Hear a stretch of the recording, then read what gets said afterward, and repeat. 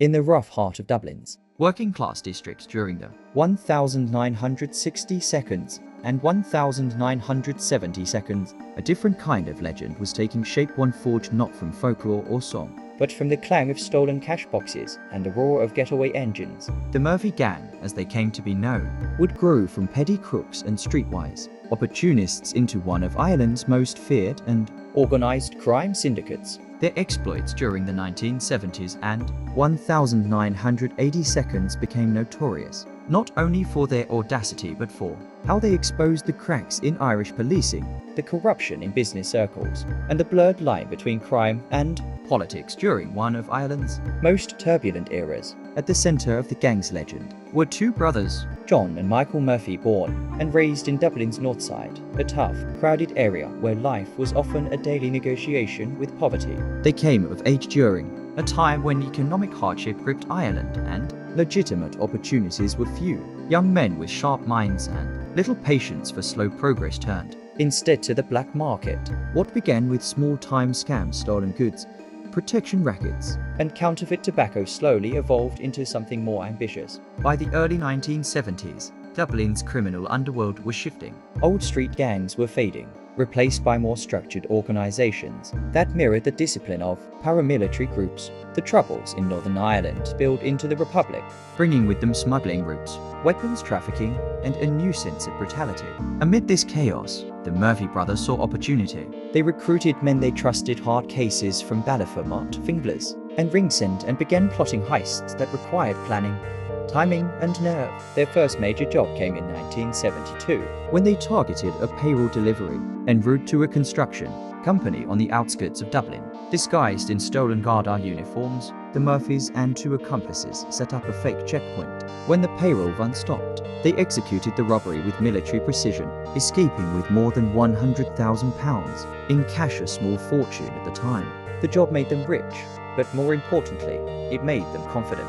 From that point forward, the Murphy gang operated like professionals. Throughout the 1970s, their fingerprints appeared on a string of robberies that baffled police. They hit post offices, armored vans, and even financial institutions. Their hallmark was discipline, no unnecessary violence, quick timing, and an ability to disappear without a trace. For the Irish public, reeling from recession and unemployment, there was a strange fascination with these criminals who outsmarted the system. Newspapers described them as gentlemen robbers, though Garda knew better. Behind their precision was ruthlessness. They would intimidate witnesses, bribe officials, and eliminate anyone who posed a threat to their secrecy. Their success didn't go unnoticed. As the 1970s gave way to the 1980s, the Murphy gang expanded operations beyond Dublin. They forged alliances with criminal groups in England, particularly around Liverpool and Manchester, smuggling stolen goods and laundering money through front businesses. What began as a Dublin outfit now functioned as a cross-border syndicate. The Murphys invested in pubs, trucking firms, and even construction companies, legitimate parties that masked their growing criminal empire. But with ambition came exposure. Their fortunes drew attention, not only from the Garda, but from the Criminal Assets Bureau, newly formed to investigate organized crime. The gang's sophistication was unlike anything Irish law enforcement had faced. They used coded messages, changed cars regularly, and rotated safe houses across counties. It wasn't unusual for Garda detectives to trail one suspect for weeks, only to find they'd been following a decoy. Among the most infamous of their heists was the 1982 Security Express robbery, a job so meticulously planned it would later be studied by investigators as a masterclass in logistics. Using insider information from a corrupt employee, the Murphys learned the timing of a major cash transfer between two banks. The crew intercepted the armored van at dawn, armed with submachine guns smuggled from the north. They immobilized the guards without firing, shot and vanished, with more than £1.5 million in cash. For weeks afterward, Ireland buzzed with speculation. The Garda launched one of their largest manhunts in decades, raiding safe houses and questioning known associates. But the Murphys were ghosts. It was around this time that rumors began linking the gang to the II. Some believed the Murphys funneled a portion of their proceeds to Republican causes. Others claimed they simply used the II's networks to move contraband. The truth likely lay somewhere in between. Dublin in the 1980s was a city where crime and politics often brushed shoulders. The Murphys' pragmatic ideology mattered less to them than business. but by dealing with armed factions, they entered dangerous territory. The distinction between criminals and paramilitaries blurred, and enemies multiplied. The turning point came in 1986, when a bank robbery in County Meath went disastrously wrong. A Garda detective, responding to a silent alarm, Arrived just as the Murphys were fleeing. Shots were fired, and the officer was critically wounded. The Irish public, Who had once viewed the Murphy gang with a mix of fear and admiration, turned sharply against them. for the first time, The gang's violence could not be disguised as calculated professionalism. It was raw and bloody. The Garda formed a dedicated task force, vowing to bring the Murphys to justice. The investigation that followed was relentless, Phone lines were tapped, informants cultivated. and surveillance teams shadowed anyone remotely connected to the gang.